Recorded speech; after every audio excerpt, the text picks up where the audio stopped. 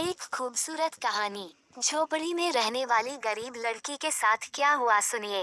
हैरान रह गए सब गांव वाले। एक गांव की लड़की थी जिसके साथ कुछ ऐसा हुआ कि सुन के मन भर जाएगी। अक्सर हम प्यार में पागल लोगों को उटपटांग हरकतें करते हुए तो देखते ही हैं, जो प्यार का सहारा लेके कुछ भी करने को तैयार हो जाते हैं। वहीं इस दुनिया में कुछ नेक इंसान भी होते हैं जो प्यार तो करते हैं लेकिन पूरी सच्चाई के साथ उसे हासिल करने की तमाम कोशिश करते हैं। इनकी प्रेम कहानी समाज के लिए एक प्रेरणा और उदाहरण दोनों बनती है।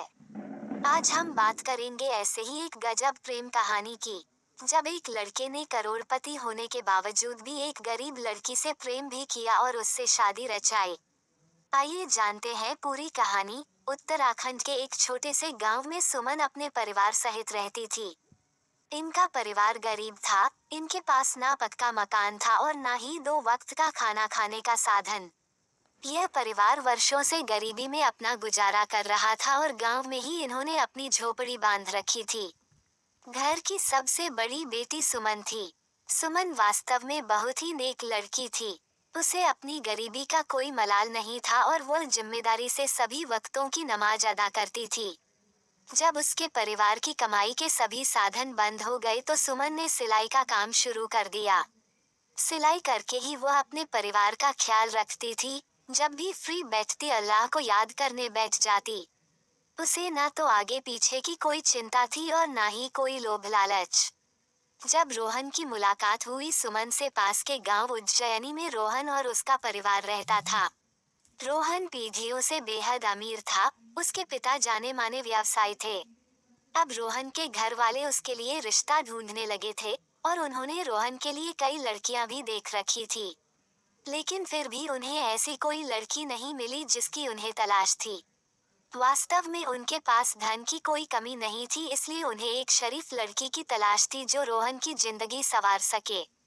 रोहन की मामी का घर सुमन की झोपड़ी के पास ही था, इसलिए रोहन के घर वालों का वहां आना जाना लगा रहता था।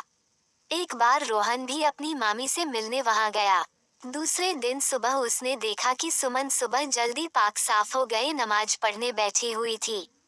उसे लड़की कितनी शराफत पर आश्चर्य हुआ। दिन में उसने अपनी मामी से सुमन के बारे में पूछा। उसकी मामी ने रोहन के सामने सुमन की तारीफों के पुल बांध दिए। यह सब सुनकर रोहन को लगा कि उसे भी ऐसी ही एक लड़की की तलाश है, क्यों ना वह इसी से शादी कर ले।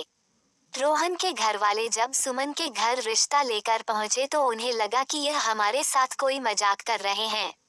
उन्होंने माफी मांगते हुए कहा, साहब हमसे कोई गलती हो गई है क्या। इसके बाद रोहन के घर वालों ने समझाया कि हमें वास्तव में आपकी बेटी पसंद है, क्या आप हमारा रिश्ता मंजूर करेंगे। सुमन के घर वालों को दाल में कुछ काला लगा और उन्होंने इस रिश्ते से इनकार कर दिया, क्योंकि वह सोच रहे थे कि रोहन इतने अमीर खानदान को ऐसी क्या सूझी कि वह हमसे रिश्ता करेगा। काफी समय बीत गया लेकिन फिर भी रोहन अपनी बात पर अटल रहा। तब अच्छी तरह से छानबीन करने के बाद सुमन के घर वालों को यकीन हो गया कि वास्तव में सब ठीक है। उन्होंने रिश्ते को मंजूरी तो दे दी, लेकिन साथ ही यह कहा कि हम दोनों परिवारों का कोई मेल नहीं है, इसलिए आप हमारी बेटी को कभी दुख दर्द मत दीजिएगा। इस पर रोहन के घर वालों ने आश्वासन दिया कि हम बेटी की तरह ही अपनी बहू को रखेंगे।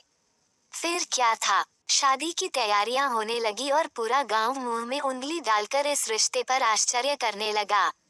लोगों को विश्वास नहीं हो रहा था और होता भी कैसे, आखिर इतना बेमेल रिश्ता जो था। सुमन भी कहती है उसे अपने खुदा पर यकीन था, लेकिन उसने इतना कभी नहीं सोचा था कि रातों रात उसकी किस्मत पलट जाएगी।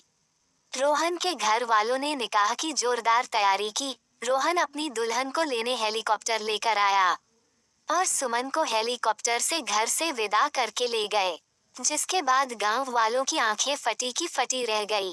ये प्रेम कहानी आपको कैसा लगा, कमेंट करके हमें जरूर बताएं।